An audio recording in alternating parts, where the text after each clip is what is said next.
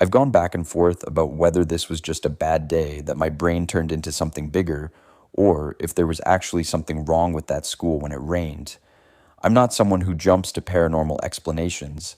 I didn't grow up believing in ghosts, and I still don't go looking for them. But there are certain memories that don't fade the way they should, and this is one of them.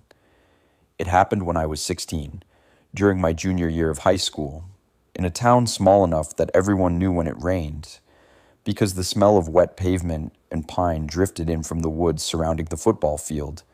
That morning, it was already pouring before the bus even picked me up, the kind of steady, gray rain that makes the world feel smaller and quieter than usual. By the time we pulled into the school parking lot, the building looked darker than normal, like it was absorbing the rain instead of reflecting it. I remember thinking it felt more like arriving somewhere abandoned than coming to school. The bell rang while we were still shaking water off our jackets, and the hallways echoed louder than usual. Footsteps slapping against tile, lockers rattling as people rushed to class to avoid being marked late. The lights flickered once, just enough for people to joke about it, and then everything settled into that dull, rainy day routine where teachers half-heartedly played movies and everyone waited for the final bell. My first few classes were uneventful, just rain tapping against windows and the constant hum of the ventilation system. It wasn't until fourth period, right before lunch, that things started to feel off. I had study hall in the older wing of the building, the part that hadn't been renovated since the 70s. The ceilings were lower, the paint always peeling, and the smell was a mix of mildew and old books. There were only 6 of us in that room that day. Our teacher stepped out to make copies, leaving us with a worksheet and strict instructions not to leave our seats. About 10 minutes after she left, the rain intensified, pounding so hard against the windows that it drowned out our whispers. Then we heard footsteps in the hallway. That wouldn't normally mean anything, except these weren't the rushed steps of someone trying to make it to class. They were slow, deliberate, like whoever was walking had nowhere to be. The sound moved past our door, paused, and then continued down the hall. One of the girls joked that it was probably a janitor, but there was something about the rhythm of the steps that made my stomach tighten. They didn't echo the way footsteps usually did. They sounded closer, heavier, like they were right outside the door, even when they weren't. When our teacher came back, the hallway was empty again. Lunch came and went, the rain never letting up. The cafeteria lights dimmed twice, enough to make people groan, but the generators kicked in and everything continued like normal. I remember thinking how quiet it felt for a lunch period, like the rain was pressing down on the building and muting everything inside it. After lunch, I had chemistry in a classroom on the second floor, directly above the old wing. Halfway through the period, the intercom crackled to life, and the principal announced that due to flooding in the lower halls, certain classrooms would be relocated for the rest of the day. Ours was one of them. We were told to grab our things and head down to an empty classroom near the auditorium. The route took us through the same old hallway I'd been in during study hall. The lights were dimmer now, and there were yellow caution signs near the bathrooms where water had seeped out onto the floor. As we walked, I felt that same tightness in my chest, the sense that the hallway was longer than it should be. Our footsteps echoed, and for a moment, I thought I heard another set of steps matching ours, just a little out of sync. I looked back, expecting to see another group of students, but the hall was empty behind us. The sound stopped the second I turned around. The relocated classroom was smaller and colder, and the rain was louder here, pounding against the roof so hard it felt like the building was being drummed on. About 20 minutes into class, the power went out completely, not just flickering this time, but full darkness. There was a collective groan, followed by nervous laughter. Emergency lights kicked on after a few seconds, bathing the room in a dull red glow. The teacher tried to keep us calm, saying it would be fixed soon. That's when we heard it. A low, wet sound, like someone dragging something heavy across the floor outside the classroom. It moved slowly past the door, paused, and then continued. The teacher went to check the hallway, but when she opened the door, there was nothing there. She told us it was probably water moving through the pipes, but her voice didn't sound convinced. A few minutes later, the intercom came on again, this time distorted by static. The principal's voice was barely recognizable as he announced that school would be dismissed early due to worsening conditions. We were told to stay in our classrooms until buses arrived. That should have been a relief, but the tension in the room only grew. The rain was so loud now that it felt like it was inside my head. As we waited, the emergency lights flickered, and for a split second, I saw something in the doorway.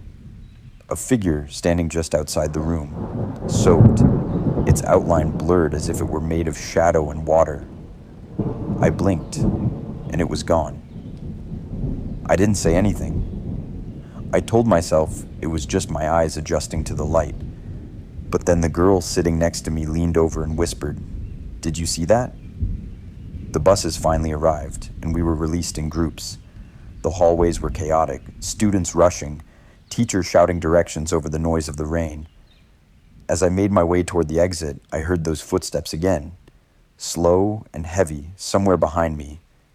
This time, they didn't stop when I turned around. They kept coming, steady and unhurried. I pushed through the doors and into the rain, the cold water instantly soaking through my clothes.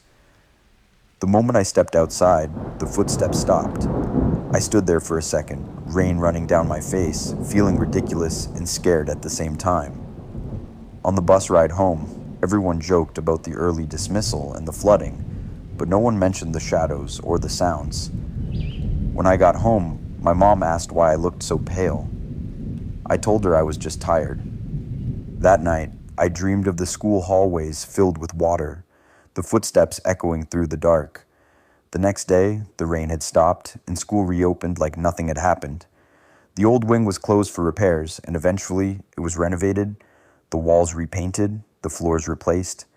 But even now, years later, whenever it rains hard enough, I think about that day. I think about the way the school felt alive in a way it never should have. And I wonder if the rain didn't bring something out that had always been there, waiting for the halls to empty and the lights to go out.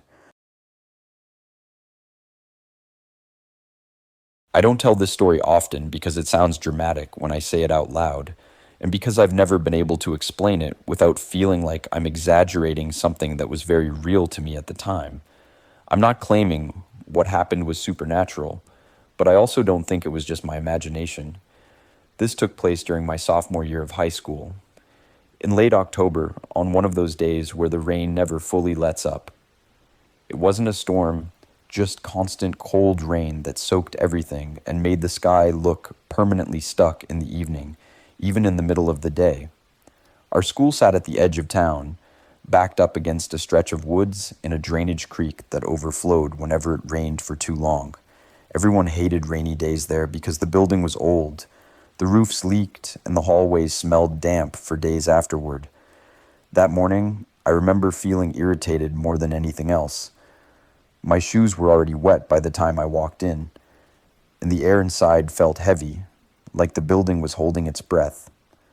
The first few periods dragged on in that sleepy, rain day way. Teachers spoke softer. Students were quieter, and the sound of rain against the windows was constant. By third period, the announcements came on saying outdoor activities were canceled and some after-school programs might be postponed. No one really cared. We were all just counting down the hours until the final bell. My fourth period was art class, located in a portable building behind the main school.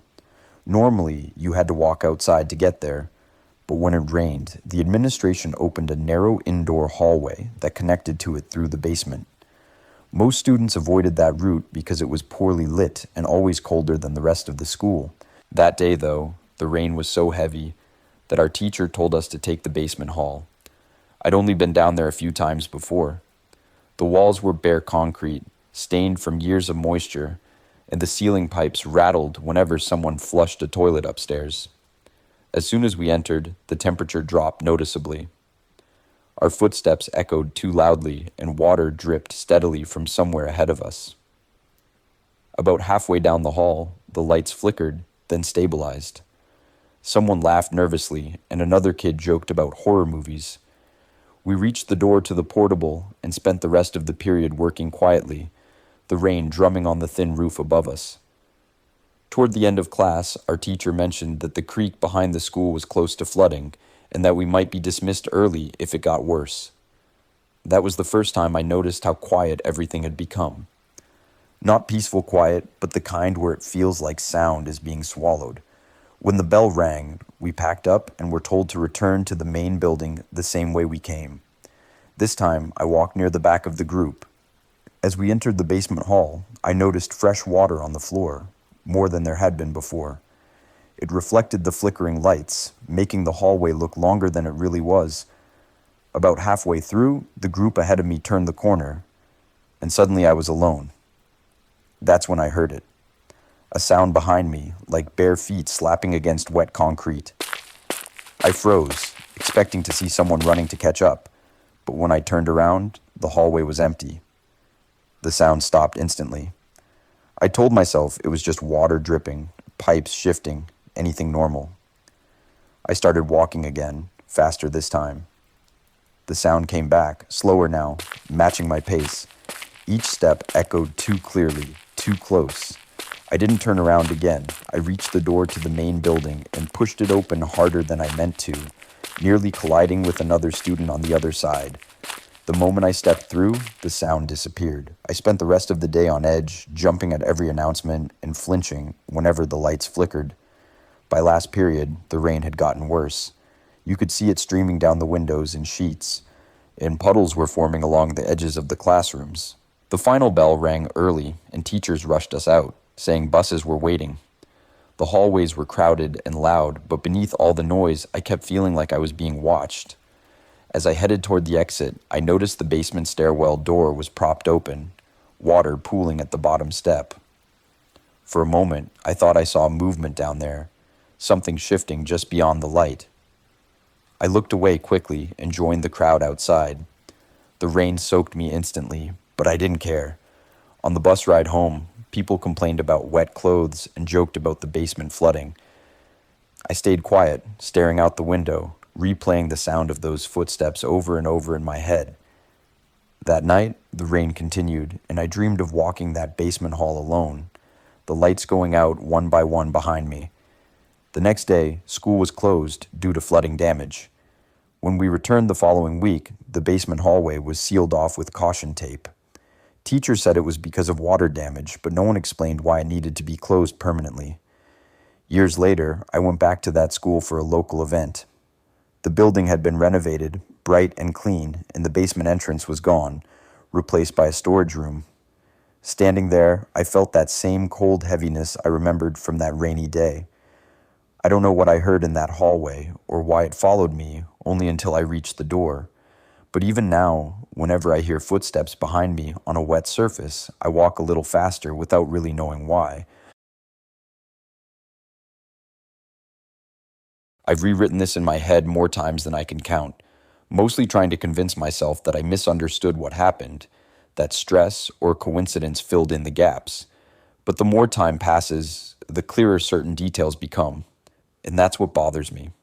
This happened during my senior year of high school, on a day when the rain started before sunrise and never slowed down. Not a storm, not thunder, just relentless rain that made everything feel worn down. Our school was a 3-story concrete building built in the early 80s, already showing its age. On rainy days, the windows leaked, ceiling tiles stained, and certain hallways smelled like damp cardboard. Everyone knew it, and everyone complained about it, but that day felt different from the moment I walked in. The main entrance doors stuck slightly from the humidity, and when they finally opened, the air inside felt colder than outside. I remember shaking water off my jacket and having the weird thought that the building felt hollow, like it was empty, even though it wasn't.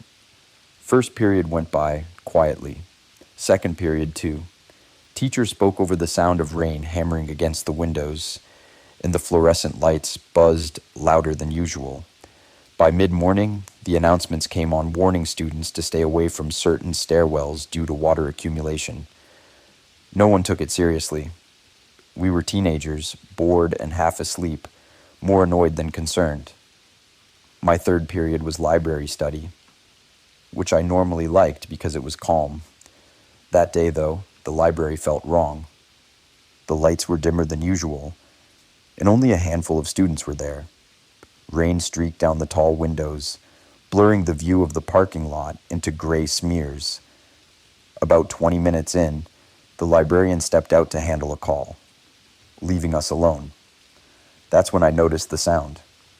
It was faint at first, almost blending with the rain, like someone tapping their fingers on a desk somewhere far away. It was rhythmic, slow, and consistent.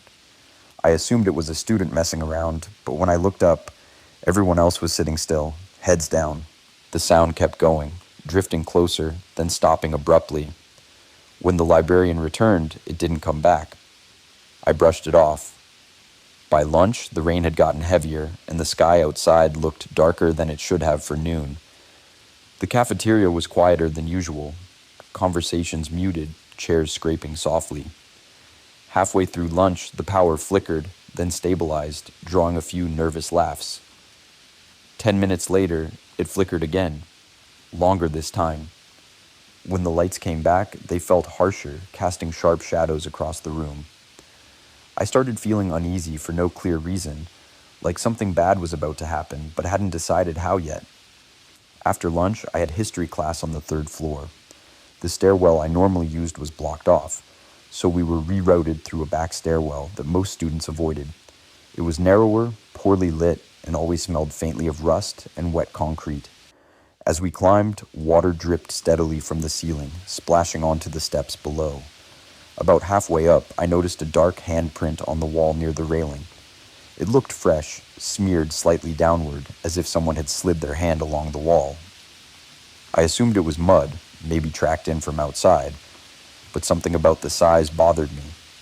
It looked too long. The fingers stretched unnaturally. When I reached the top, I turned to look again, and it was gone. The wall was clean, just damp from the rain. I stood there for a second, confused, until someone behind me told me to move. History class dragged. The teacher paused often, listening to the rain, losing his train of thought. At one point, we heard a loud thud from above the ceiling tiles, like something heavy shifting. Maintenance was called, and we were told not to worry. Still, I couldn't shake the feeling that the building was under strain, not just physically, but in a way I couldn't explain. Late afternoon, during 7th period, the intercom crackled to life and announced an early dismissal due to worsening conditions. Buses would arrive shortly, and students were told to remain in their classrooms until called. That should have been a relief, but the mood in the room tightened. The rain was deafening now, pounding against the roof so hard it vibrated through the desks. As we waited, the lights went out completely. Emergency lights came on a few seconds later, casting the room in a dim, reddish glow. That's when we heard footsteps in the hallway. Slow, heavy, unhurried. They didn't sound like someone rushing to get out. They sounded like someone pacing. The footsteps stopped right outside our classroom door. No one spoke. The teacher walked to the door and opened it, expecting to find a staff member. The hallway was empty. The floor was wet, though, more than it should have been, water pooling around the lockers. She closed the door and tried to joke it off, but her hands were shaking. A minute later, the footsteps started again, this time moving away. When our room was finally called to dismiss, we filed out quietly. The hallway felt longer than usual, and the emergency lights flickered as we walked. Near the stairwell, I felt something brush past my arm, cold and damp, like wet fabric. I jumped, expecting to see someone beside me, but no one was there. I didn't stop. I followed the crowd outside into the rain, my heart pounding. The moment I stepped out of the building, the sense of pressure vanished, like taking a deep breath after holding it too long. On the bus ride home, people laughed about the early dismissal and complained about the weather. I said nothing. That night, the rain continued, and I barely slept. I dreamed of the school filling with water, hallways stretching endlessly, footsteps echoing behind me, no matter how fast I walked.